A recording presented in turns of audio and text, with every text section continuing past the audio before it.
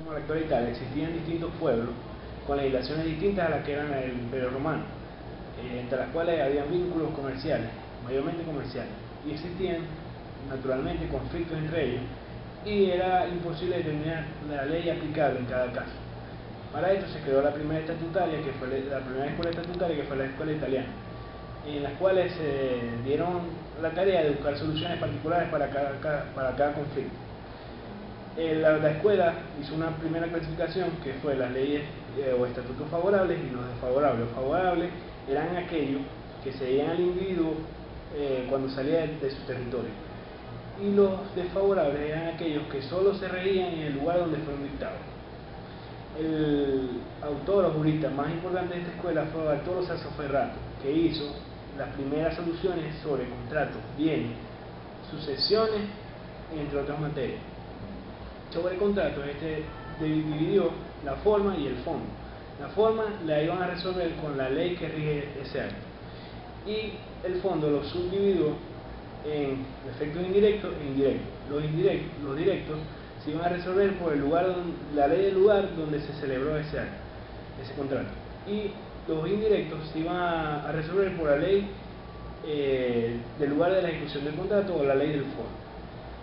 Sobre los bienes, este autor propuso que se iba a utilizar la ley donde se encuentre donde se encontrase ese bien, y esta ley o este estatuto está reflejado en la actualidad en el artículo 27 de la Ley de Derecho Internacional Privado, artículo 27. Otro autor reconocido fue Baldo Duvalde, el cual fue discípulo de Bartolo, y se dio a la tarea de crear criterios en los cuales disentía lo de su maestro. Creó en materia procesal una división entre ordinaria litis y decisoria litis. La de ordinaria litis era la manera realmente procesal en cual se iba a aplicar la ley del juez. La escuela estatutaria francesa tuvo su origen en el siglo XVI. Uno de sus principales exponentes fue Dumoulin, quien a pesar de su nacionalidad francesa se constituyó como defensor de la escuela italiana. Él creó el principio de la autonomía de la voluntad de las partes, que consistía en que las partes contractuales tienen la libertad de elegir por cuál derecho se van a regir. Por ejemplo, este principio se ve en la actualidad. Por ejemplo, en la legislación venezolana se dice que el contrato es ley entre las partes, en el artículo 1159 del Código Civil. Por otro lado, tenemos el artículo 29 de la Ley de Derecho Internacional Privado, que nos dice que las obligaciones convencionales se rigen por el derecho indicado entre las partes. Otro de los exponentes es de Gendre, quien defendía el dogmatismo de la territorialidad y establecía que los estatutos o leyes se dividían en dos categorías: la primera, reales, y la segunda, personales. Los reales se refieren a los bienes y tienen aplicación dentro de un territorio. Los personales se refieren a las personas en su estado y capacidad, y lo siguen a donde quiera que estos se trasladen, es decir, que tienen una aplicación extraterritorial. Entonces tenemos que los estatutos son reales o territoriales, o personales o extraterritoriales por regla excepcional. La personalidad excepcional de los estatutos descansa en una idea de justicia. La teoría holandesa fue pionera en establecer que los conflictos de leyes surgían más allá de un orden interno o de un orden interprovidencial, sino que sucedía en un plano internacional. Esta teoría fue pionera también en establecer que en materia de territorialidad absoluta, donde solamente era posible aplicar la ley de cada estado, debía aplicarse la ley personal de cada sujeto. Esta teoría ha sido criticada y es imposible concatenarla con la actualidad debido a que no estaba regida por un ordenamiento jurídico, sino que esto era un principio de cortesía internacional.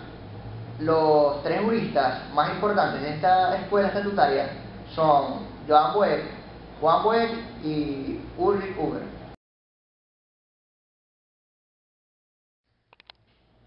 Pablo Boeck es el primero en enunciar el principio de la comitatio.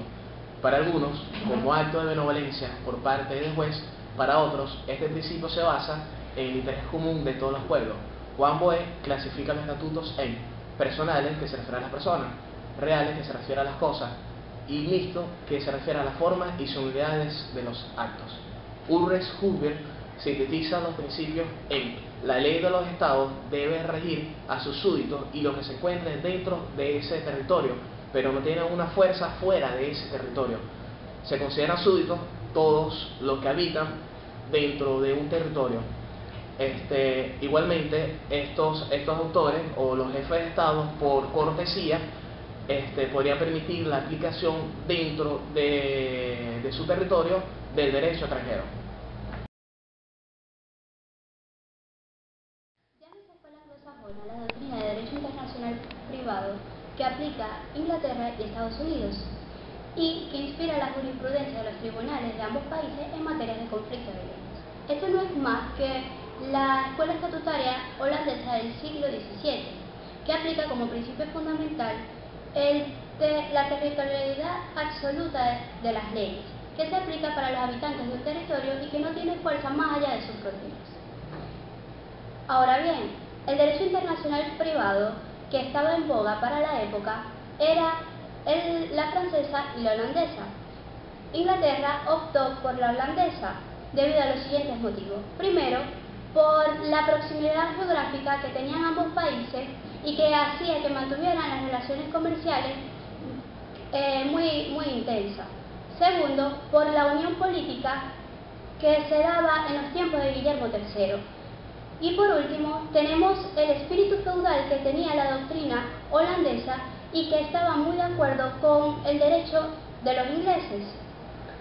Una de las primeras estadounidenses americanas fue Story, la que avaló la escuela estatutaria holandesa para la aplicación de las leyes extranjeras para los conflictos de leyes.